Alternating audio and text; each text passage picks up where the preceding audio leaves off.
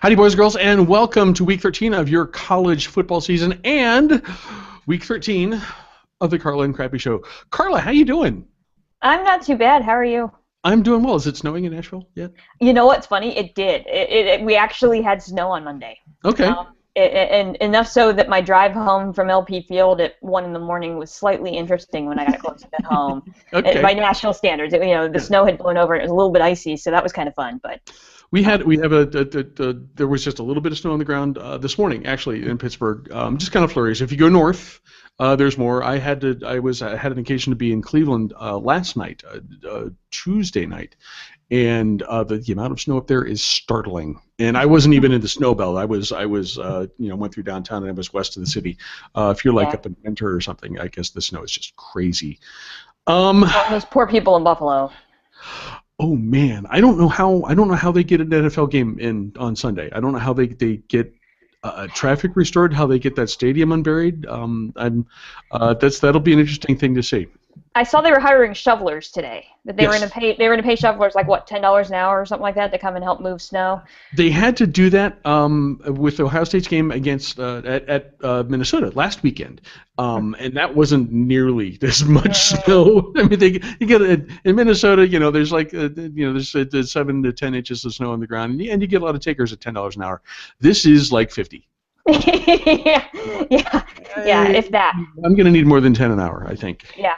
I'm sure you heard about the Niagara women's basketball team. Yes.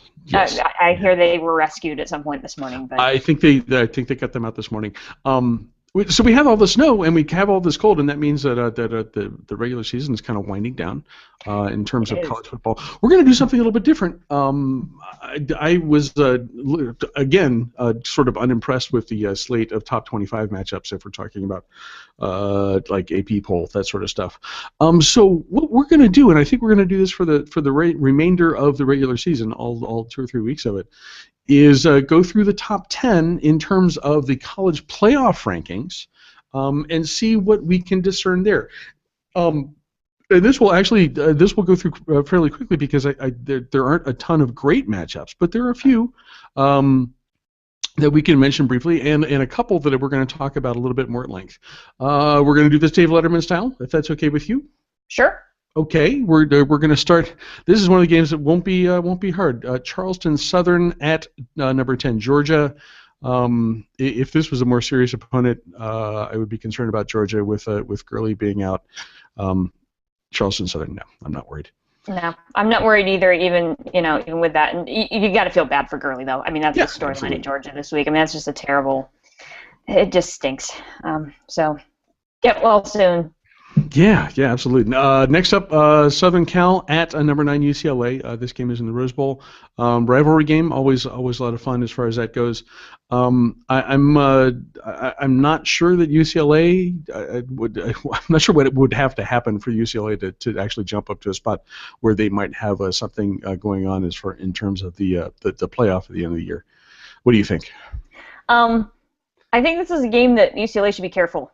Because, like you said, it's a rivalry game. It's going to be a heated environment. UCLA should win, but this is a USC team that we've never figured out this whole season. They've won some big games and then lost at Boston College. So, right. But it's a team capable of doing big things on this kind of stage rivalry game. Who knows? I mean, I think UCLA wins, but be careful. Don't take this lightly. That's excellent advice. We're going to skip over a couple because we're going to come back to them and talk to them a little bit more in depth. We have Indiana at Ohio State. I'm predicting the final score of this game is going to be Ohio State 75-40. How does that sound to you? Defense optional bowl. Yeah, I'm not worried at all about this one. Ohio State playing at home. This one goes in the win column for your Buckeyes. I think so. Number 5 TCU has a bye, and we will come back to that. I think that may turn out to be sort of the main subject of the week. Vandy, your Vanderbilt Commodores, Carla. Travel to number 4 Mississippi State. We'll see if Mississippi State can is in the right frame of mind to try to hold on to their number 4 spot. If this was last year's Vanderbilt team, I would be really, really intrigued by this game this year. Not so much. Yeah. Okay. Mississippi State rolls in this one. This is not going to be much of a game. Okay. Well, actually, I don't want to say this is a no-brainer. The way Florida State's been playing, Boston College visits Florida State. On paper, perhaps a no-brainer. Florida State has screwed around with every team that they have played in the first half. We saw it again just last weekend. And BC is not a bad team. And any possibility for an upset here? I would say no, but I mean, like I said, I just mentioned, this is a BC team that beat USC. So they've had success against big opponents like this. The fact that it's in Tallahassee, that's definitely going to play a role in this. Florida State is a mess off the field. But the second half of every single game, I'm not sure there's a better team in college football in the second half. Now, why they just don't do that the entire game, I don't understand, and nobody does. I don't either. But if I'm trailing in the fourth quarter, I want Florida State to be my offense. It's just absolutely insane what they're able to do. It doesn't make sense. But yeah, no, Florida State will be dumb. They'll be trailing at the half in this game, and they'll come back and win it in the second half. No, there's a prediction for you. Florida State does. There's a prediction for you, and I would actually I think that sounds pretty good to me. The last two games on our list before we get into the ones we want to talk about are games in name only. Colorado at number 2 Oregon, and Western Carolina at number 1 Alabama. We talked about the SEC and their late season cupcakes a couple weeks ago, and here's another stunning example. I've got one word for both of those games. Next. Yeah. The games we skipped over. Let's talk about number 8 Ole Miss at Arkansas. Ole Miss is a 3.5-point favorite on the road, and I'm not sure. Ole Miss still has a hand in this, in that they still play Mississippi State, and obviously, I'm an Ohio State fan. You guys probably knew that already. I never would have guessed. I'm shocked. So this is sort of a game that I'm looking at, or this is sort of a team I'm looking at, as maybe what happens with the Egg Bowl. But this game in and of itself is an interesting one. What do you think happens here at Arkansas? You're right. This is an interesting game because A, it's at Arkansas, and B, this is an Arkansas team that has been so close all season, right? They were 1 point away from beating Alabama. They've been in more close games than any team that I can think of off the top of my head all season. They've been so close to picking up that first SEC win, and they finally got it last week against a really good LSU team that just went in and just went in unprepared. They just weren't prepared for it, and just laid an egg in that game, and Arkansas won. It was a 17-game SEC losing streak that they finally snapped. And you've got to believe that builds confidence.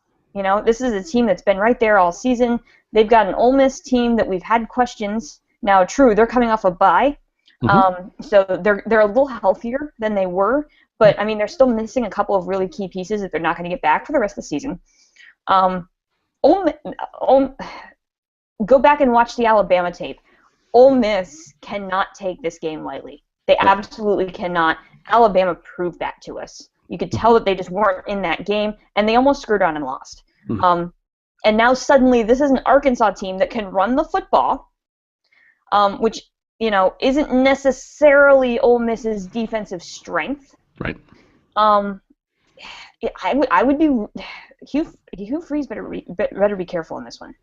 I think Ole Miss is the better team between the two of them. Obviously, Ole Miss should win the football game. I think the line is spot on. I think it's a field goal win, and it might come down to late in the fourth quarter because this Arkansas team now believes. Yeah. For the first time all season, they believe, and it's going to be a dangerous game for Ole Miss. They'll get in trouble if they're looking ahead to the Egg Bowl. Following the head pig. Mr. Belima. I think Arkansas matches up here pretty well. Knowing Coach Belima and what he does, and it's solid defense, and it's running the football, and it's possession. And that's the kind of thing that will derail Ole Miss, even if they're having one of their good days. Yeah. You play keep away with football. You take advantage of the home crowd. I think this is a game. I'm going to say Ole Miss is going to squeak this out. That is a game that Arkansas very easily could win at home. Mm-hmm. We mentioned number 5 TCU has a bye. Yes. The other game that we did not, top 10 game that we did not mention is Oklahoma State at number 7 Baylor. This is not a game that we need to really make a prediction. Baylor, I think, is a 27-point favorite. I mean, something substantial like that. So we're going to go ahead and stipulate that Baylor's going to win this game. Yeah.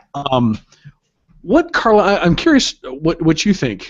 What happens if Baylor wins as they are supposed to win? They win by 3 or 4 touchdowns in this game.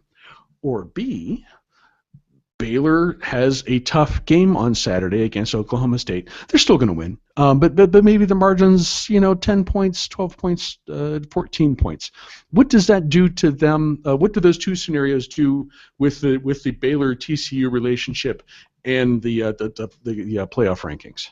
Well, and your Buckeyes play firmly into this mix, because when I saw the rankings, they do. Yeah, and actually I want to bring them into this conversation because I didn't see the rankings show last night. We're recording this on Wednesday again, as we usually do. I didn't see the rankings show last night because I was out and about, but I was looking on my phone when the rankings came out, and I went, holy cow, Ohio State jumped Baylor. Mm-hmm. Here's the reason why I was shocked by that.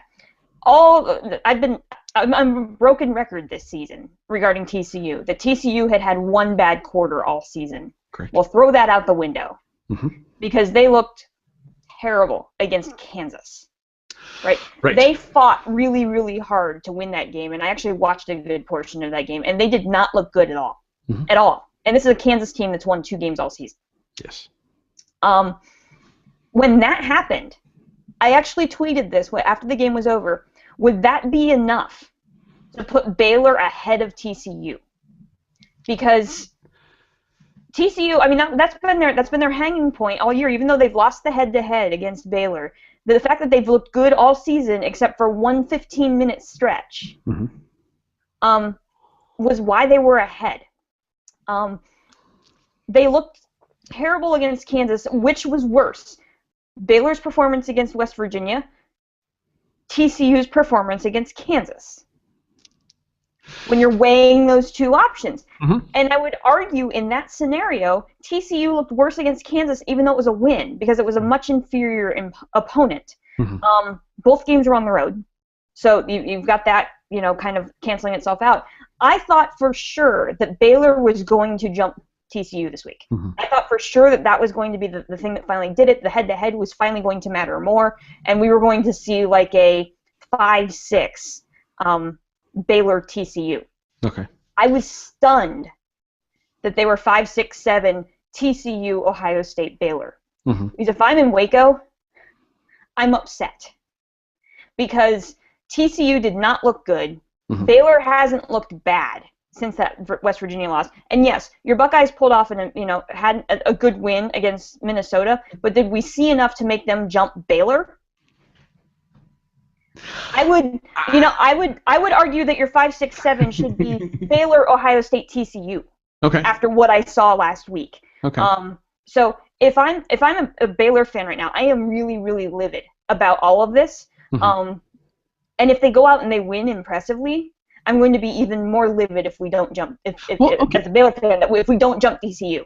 Okay, let me ask you this. Let's assume that Ohio State has a healthy win against Indiana. Let's assume that Baylor comes in close to the point spread against Oklahoma State. And again, the point spread, I don't remember off the top of my head. I want to say it's 28 points. Okay. It's a healthy one. Mm-hmm. So you've got, right now you have TCU at 5, Ohio State at 6, Baylor at 7. Mm-hmm. Those two games happen. Ohio State wins, Baylor wins. Three teams next Tuesday. Where are they going to come in? And it's hard to tell because the committee's been so they haven't been consistent yet. Mm-hmm. In the way that they're ranking teams. Now, if it was me, the way that I would look at it is, okay, so all things equal, they both have 1 loss. They both won impressively. TCU was off. TCU would immediately go to the bottom of that list between those three teams. If they had a bye week, they didn't look good in their last week.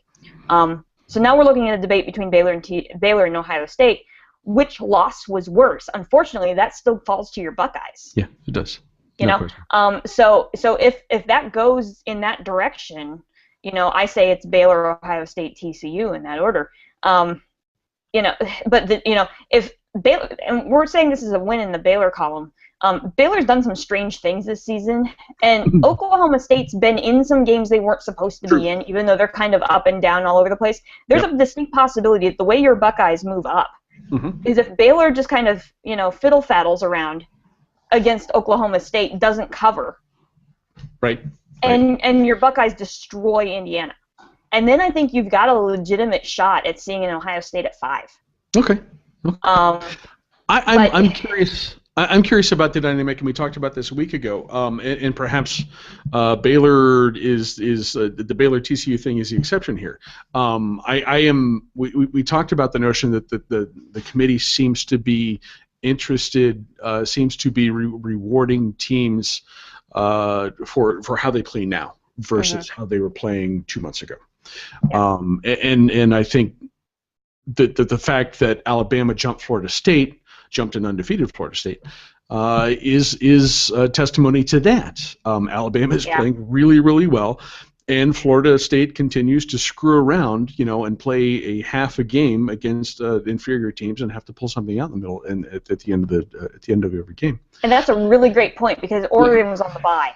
Yes. So, you know, that's a really great point because the intriguing part there, I was intrigued that Alabama was number 1. I didn't argue the fact. But I was intrigued that it wasn't Oregon 1, Alabama 2. But now that you say that, I'd forgotten that Oregon was on the bye. So that does kind of make sense. And it does not bode well for TCU this week. Correct. Yeah. If that's, as you said, you know, we're still kind of looking for consistency. But if there is a pattern, that is the one that I've spotted. And that could be with 2 big wins for Ohio State and Baylor. You have to wonder what happens with TCU if maybe both of those teams could jump the Horny Toads as we get towards the end of the regular season. Well, and it's an interesting debate too because think about this: we've been talking endlessly about Baylor and TCU, Baylor and TCU, Baylor and TCU. Do they cancel each other out? Are they so? I mean, seriously, are they so equal at this point that nobody can make a decision which one is better? So the Big 12 gets left out altogether, and we end up with 2 SEC teams. If we ended right now, that's what we would have. Yes, it is what we would have. And if Mississippi State, and that's the thing that we're not thinking of. If Mississippi State wins out, all of this discussion that we're having about the Big 12 teams and Ohio State, it ain't gonna matter. It will. This is interesting. I am. This is so far the playoff is doing, Carla, what it I think is intended to do, at least intently, and that is to kind of get us talking about how this stuff might play out at the end. Yeah, are you enjoying this so far? I think it's fun because I mean when it was the BCS, we only cared about the top 2, right? So it was like just who is 1 and 2, and now we've at least continued the conversation into 6. You know, 4 are in, but the first 2 out. Credit to the people in charge of the media relations stuff with this thing because they're making a big deal out of the first 2 teams out, and the whole bit. But it's working, right? The one limiting thing I see though is that we've stopped paying attention to teams that aren't in the Power 5s. You know, I mean, there's some fun stuff happening in Conference USA. There's some fun stuff happening in the American, and you know what? No one cares. Because they're not relevant in this discussion, which that's a little sad. You know, I miss talking about the Memphises and the East Carolinas of the world occasionally. And the Marshalls, got to mention Marshall. And the Marshalls, yeah. I mean, poor Marshall. They're gonna probably go undefeated and end up in the Potato Bowl or something. I don't know. You know, it's you're undefeated. Have a trip to Boise. Right. You know, you gotta feel bad for this, but I mean, I understand the logic there. Completely. Right. But yeah, I feel bad that we've kind of lost those fringe moments and we've started only really paying attention to really the top 20, if that. Right. Primarily the top 10 now. The playoff rankings have started coming out. So this is what we're doing. We're for the rest of the regular season at least, we're talking about the top 10 and the rankings, and and that does leave out some good stuff. Yeah. But this is the reality that we have, and so far, I'm seeing more good than bad. Carla, I think that's all we got for this week. That is all we've got for this week. That is all we got for this week, guys. Enjoy the Big 12 intrigue. And really that's about it, because the rest of the top 10 is just kind of snoozers. We'll see how that goes. And we will come back and dissect it all next week here on the Carla and Crappy Show. Carla, thank you once again. Yep. Thanks as always. See you next week.